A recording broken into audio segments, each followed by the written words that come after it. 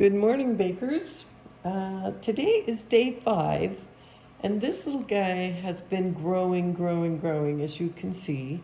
He is just now starting to fall. He has fed through pretty much all of the flour I've given him. He's getting a little bit thin and runny, but he's very bubbly and lively. So I am going to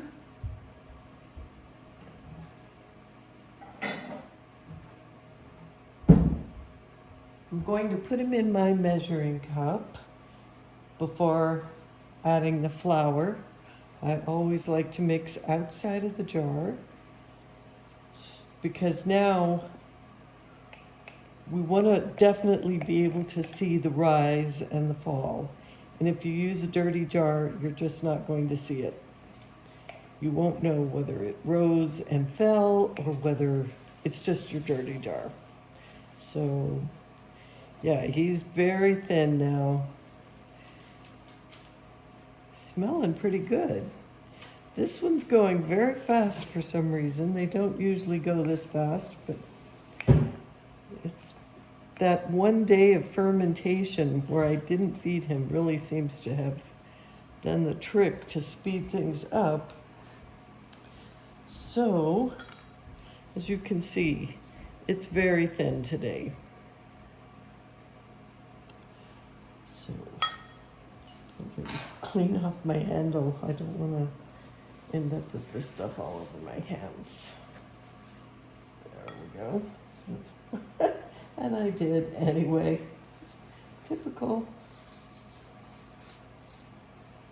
Okay, I think it's time for another paper towel because that got all over me.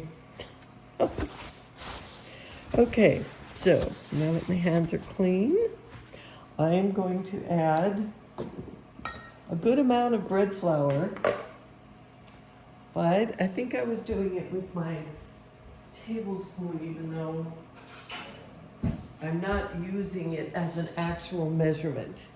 Today I'm probably going to add maybe a tablespoon and a half or so of bread flour.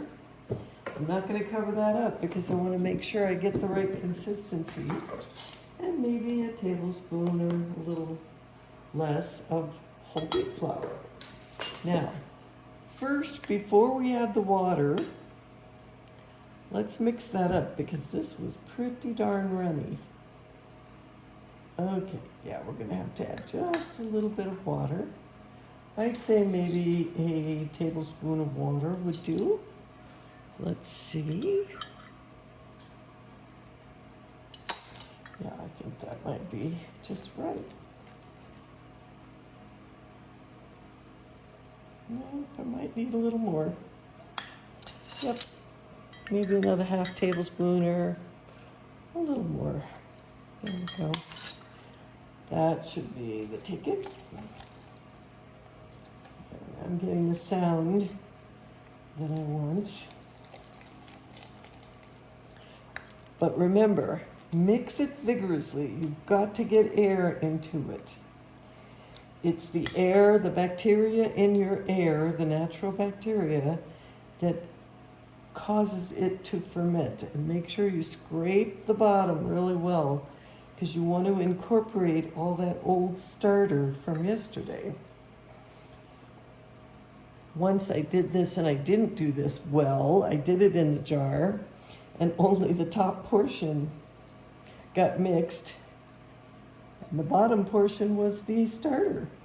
So I went to try and make 11 the next day and no, it was a fail. So okay, now the next thing is always a clean jar, and you want to try and get it out of the cup and into the jar without getting it all over the sides.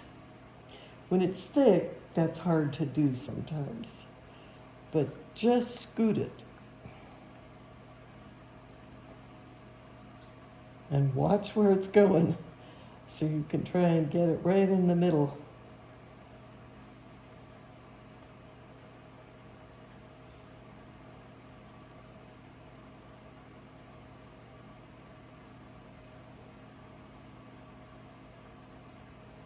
through the bottom.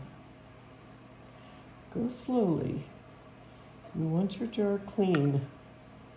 Otherwise, how will you know if it rose? You won't.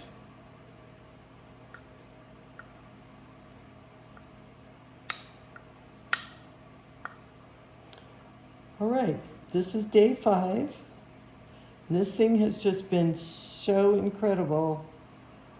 I'm not sure if we're going to have to wait to day 8. I think maybe day 6 or 7 of this little guy is going to be good enough. Okay. Now, my clean fingers, I'm going to just scrape the excess off of this little spatula. Oh, okay. There we go.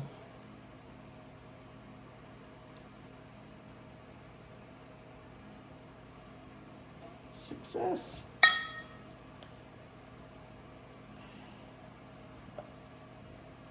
I probably could have used a bigger jar because I have a feeling this is going to rise completely.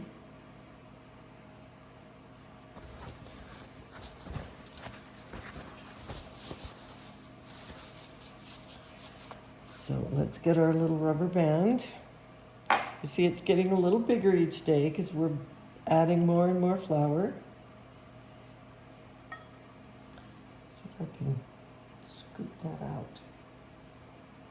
Nope. It's very sticky. So when I try to pick it up to scoot it out, it doesn't do it very well. But that's it. And I may, if this rises the way I think it does, I may make a little video tonight to show you how much it rises, because this is a really strong little starter. And that's no discard starter. Clean jar, whisk vigorously, make it thick. That's it. Okay. Happy baking.